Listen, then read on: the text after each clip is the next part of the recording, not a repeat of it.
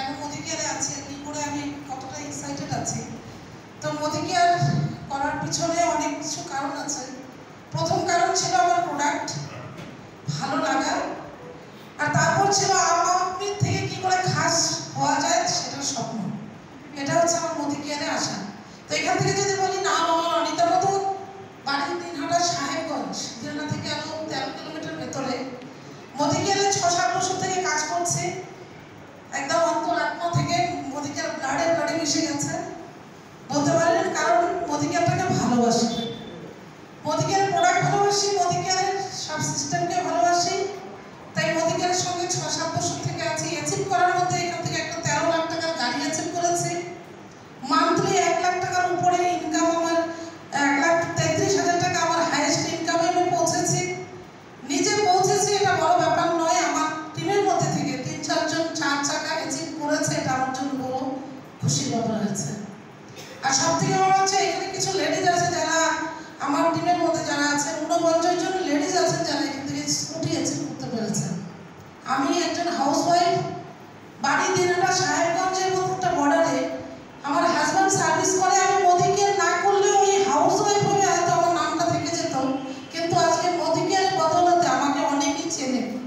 এটা হচ্ছে আমার পাওনা মোদি কেয়ার থেকে। তো মোদি কেয়ারের প্রোডাক্ট যেটা হচ্ছে আমাকে ভালো লেগেছে, আর মোদি কেয়ারের প্রোডাক্ট দিয়ে বিজনেস দিয়ে আমি এখানে একটা ব্যবসা দাঁড়া করতে পেরেছি বা আমার নিজের নাম করতে পেরেছি, এটা আমার ভীষণ আমি খুশি।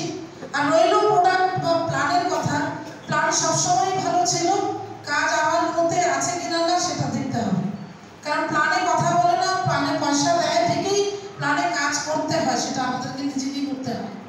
তো এখান থেকে আমার মতো লেডি যদি সাহেবগঞ্জ গ্রাম থেকে যদি এখানে করতে পারে, এখানে প্রত্যেকটা মহিলাই এখানে করতে পারে, আর সবাই চাইলে করতে পারে। কারণ আমরা যে পরিবেশে আছি বা যে জায়গায় আছি, আমাদের প্রত্যেকেরই স্বপ্ন আছে, কিন্তু আমরা যদি ভেবে দেখি যে মোদি কেয়ার ছাড়া আমাদের আর কোথায় রাস্তা আছে যে আমরা আমাদের যে পুরো স্বপ্ন পূরণ করব, কোথায় রাস্তা আছে। কারণ আমরা হয়তো সময়ের সঙ্গে বড় ডাক্তার, ইঞ্জিনিয়ার, হয়তো নামি দামি কেউ হতে পারিনি, ম্যাগাজিনে আমাদের নাম আসবে না, সেরকম কাজ আমরা কিন্তু আজ পর্যন্ত করিনি।